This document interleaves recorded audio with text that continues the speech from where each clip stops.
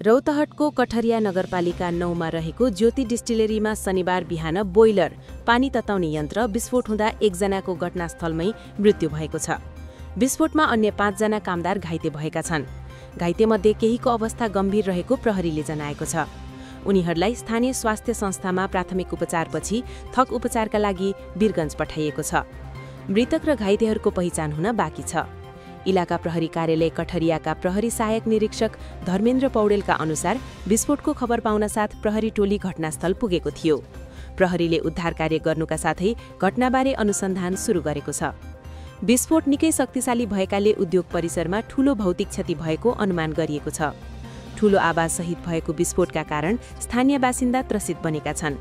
थप जोखिम हुन नदिन सुरक्षाकर्मीले घटनास्थललाई नियन्त्रणमा लिएर अनुसन्धान अघि बढाएका छन्।